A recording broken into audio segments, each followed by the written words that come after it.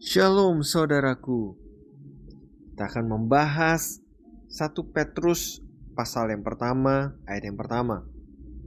Dari Petrus, Rasul Yesus Kristus kepada orang-orang pendatang yang tersebar di Pontus, Galatia, Kapadokia, Asia Kecil, dan Bitinia. Petrus pada bagian ini memperkenalkan dirinya dengan status sebagai Rasul Yesus Kristus. Kita seolah-olah seperti melihat Petrus yang berbeda dengan Petrus yang pernah menyangkal Tuhan Yesus 3 kali sebelumnya. Bila kita ingat, pada saat Tuhan Yesus ditangkap dan dibawa ke hadapan imam besar, Petrus mengikutinya dan sedang berada di luar saat itu.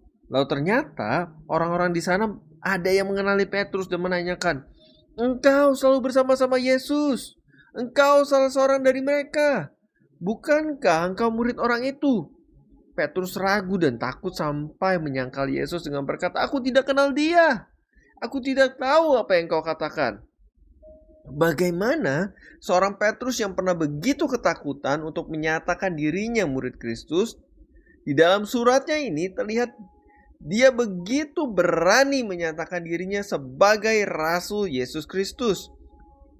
Dari Petrus, Rasul Yesus Kristus. Luar biasa perubahannya.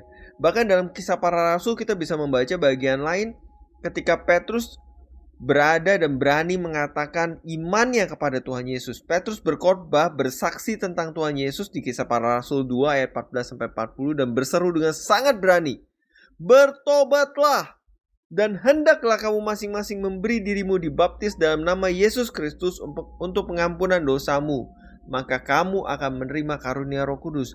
Pada saat itu ada 3.000 orang yang mendengarkan khotbah Petrus dan bertobat. Sebelumnya dia bertemu dengan 3 orang, dia ketakutan. Saat ini berhadapan dengan 3.000 orang, Petrus berani saat nyatakan imannya. Petrus menyembuhkan orang sakit di hadapan orang banyak dengan menyebut nama Yesus. Pada saat itu dia bertemu dengan orang lumpuh dan dia berkata dengan suara lantang, "Emas dan perak tidak ada padaku, tetapi apa yang kupunyai kuberikan kepadamu. Demi nama Yesus Kristus orang Nazaret itu, berjalanlah." Lihat bagaimana Petrus menunjukkan imannya. Petrus juga dengan berani menyatakan imannya kepada Tuhan Yesus di hadapan mahkamah agama. Sampai mereka terheran-heran. Ini bisa terlihat di Kisah Para Rasul 4 ayat 13. Ketika sidang itu melihat keberanian Petrus dan Yohanes dan mengetahui bahwa keduanya orang biasa yang tidak terpelajar, heranlah mereka dan mereka mengenal keduanya sebagai pengikut Yesus. Bagaimana Petrus bisa diubahkan dari yang penakut menjadi begitu berani menyatakan imannya, mengatakan bahwa dirinya Rasul Yesus Kristus, apapun konsekuensinya.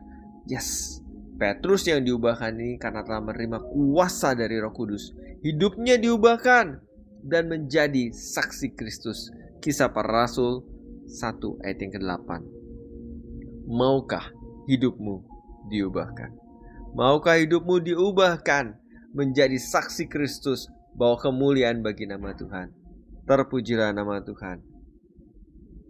Saatnya berubah.